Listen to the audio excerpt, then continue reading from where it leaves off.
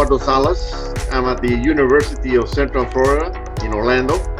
I'm in my office at the Institute of Simulation and Training, and I'm a professor of organizational science and human factor psychology.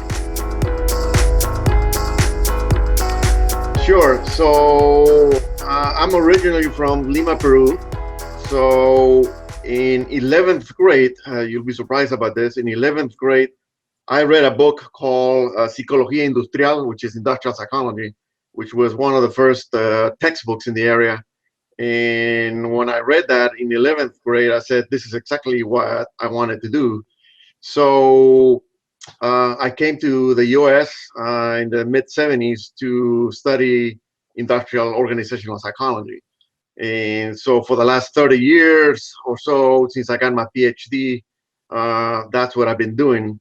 I started working with the Navy in 1984 as a research psychologist, and my job was essentially to create a team performance, team training laboratory, and try to understand teamwork and team performance. So I did that for 15 years, and in 1999, I became an academic at UCF here in Orlando, and essentially I do essentially the same thing. That is, try to understand team performance, try to understand teamwork in the real environment, by the way, in the real complex systems. I'm a professor, like I said, but mainly I do research in trying to understand team performance. How do you design, deliver, evaluate team training, and how do you create learning systems that people can then, of course, learn and then optimize performance later on. So that's what we've been doing for 30 years. From a long time ago, I fell in love with IO psychology, industrial psychology, and that's what I've been doing. The primary reason organizations deploy teams is when the task is either too complex or the task requires the input from multiple experts in order to solve whatever problem you have in front of you. So teamwork has been of interest for a long time. The issue is that in the last 10, 15 years, maybe 20 years, there's now more interest in collaboration, in how can we create a culture of collaboration in organizations such that you can have more creativity, more productivity, better job satisfaction, so increase your competitiveness.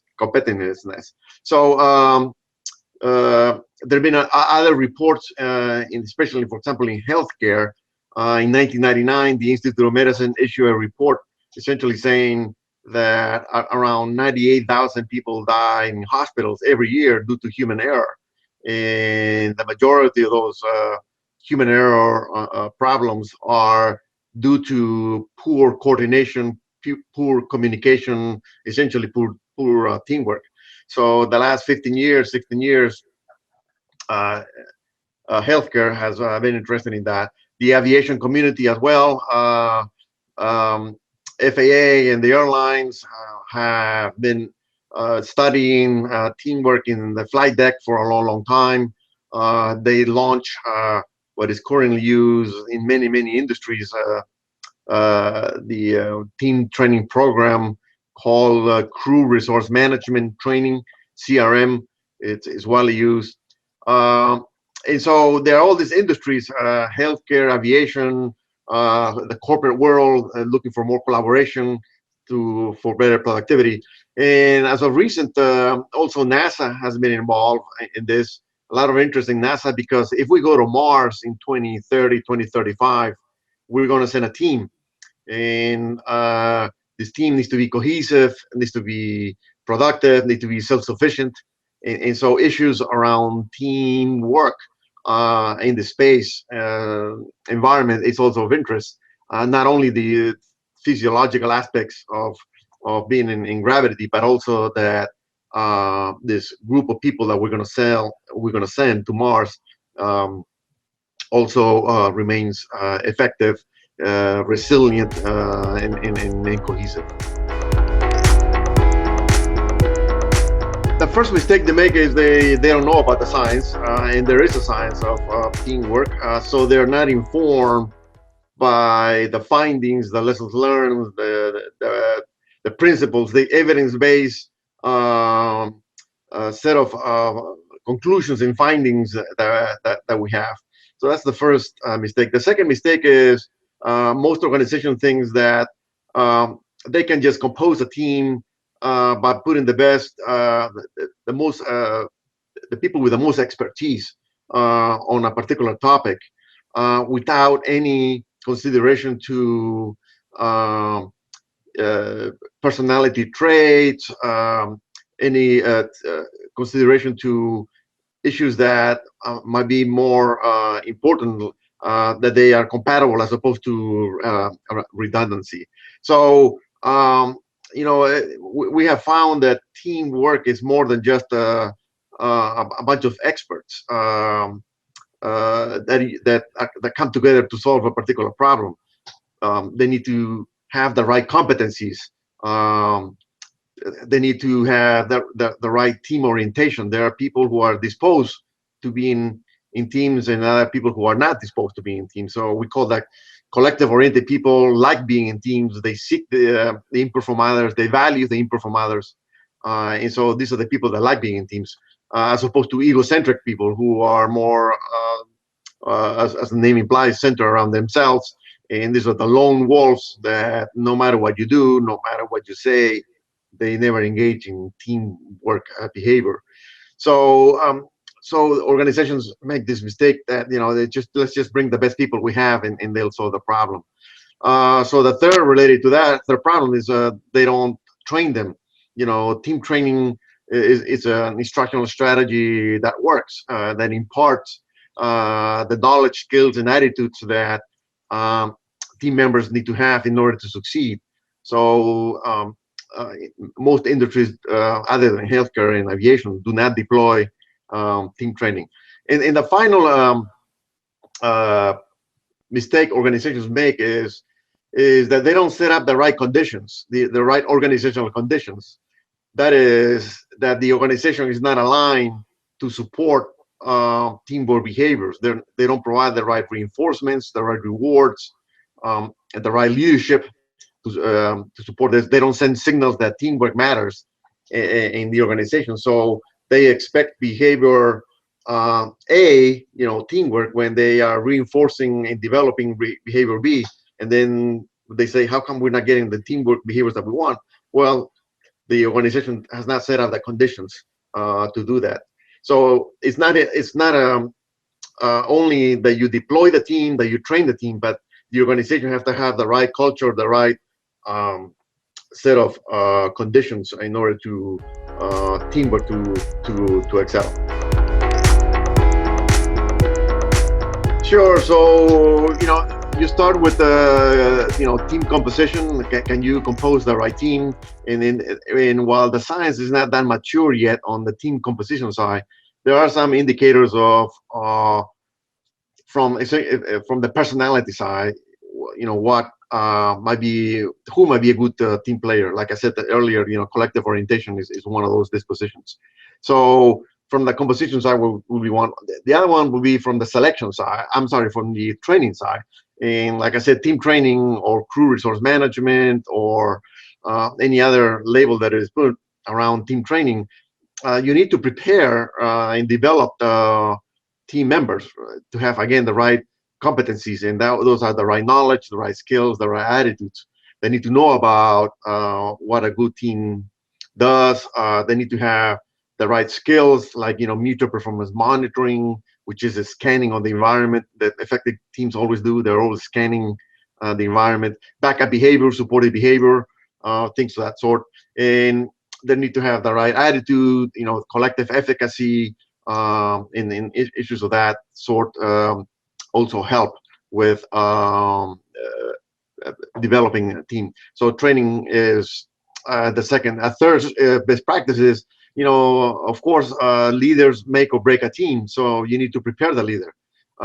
And leaders act as coaches. They need to be able to develop team members, promote team members, reinforce team members. They need to care about team members. So all the good things that coaches do, that's what you need your team leader to be doing. So that's a third, if you will, practice. And then the top leadership in the organization needs to create the right conditions. So they need to send signals that teamwork matters. And by signals, I mean they send, whatever memos, whatever things they put on the wall, whatever speeches they give. They need to be able to consistently reinforce this notion that teamwork matters in what they do. And teamwork will lead to better organizational results and those kind of things. So the top management leaders need to do all that stuff. It takes a team to study teams. That's the first thing you need to know. Team research is very labor intensive. It takes a team of observers to try to understand what goes on in a team setting. So obviously for that you need resources, and funding is what you need. So luckily this team performance, team training area has a lot of interest in a number of agencies. So it's not only the National Science Foundation, but it's the Office of Naval Research, the Army Research Institute, NASA, the FAA. And now with the interest in cybersecurity and those kind of issues, a lot of people claim, and I agree, that cybersecurity is a team sport. So funding is available to try to understand this kind of teams in real settings.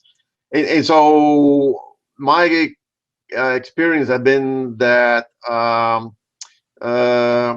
because this funding is available, if you have a good idea, if you got a good story, people will give you a chance to explore your ideas, to test your ideas, and to see what theoretical or practical things come out.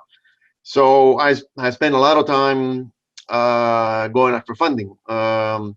And going after funding, there are a number of rules that I have. The first one is, if you don't buy the ticket, you don't win the lottery. Meaning, if you don't write a proposal, you'll never get funding. So with my students here in my lab, we, including undergrads and grad students, they all get involved, they all get engaged in trying to understand and learn about funding, how to write a proposal, how to read a solicitation, how to determine whether we are competitive or not, how to determine whether maybe we need to collaborate with other people, how to tell the story in the proposal, how to make sure that we are responsive to the criteria laid out in the proposal or in the solicitation.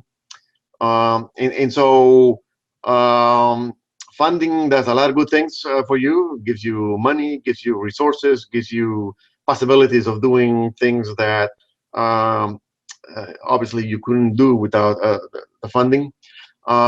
It does a lot of things for academics. For example, it buys, I can buy my course out, so I could spend more time teaching. I'm sorry, researching than teaching. It supports a lot of graduate students and undergrad students. In my lab, we have a cadre of anywhere from actually 20 to 30 undergrads that are volunteers, and once in a while, with funding, then we support them. We pay them, and they come to the lab, and in some cases we can pay their tuition. We can. So there are a lot of good benefits of funding, but you have to have the drive to go after these things. It takes time, and for every, just to give an idea, for every 10 proposals that I write, 2 or 3 hit. So you have to, go broad and persevere with your ideas and consistently send them out, and eventually good ideas get funded.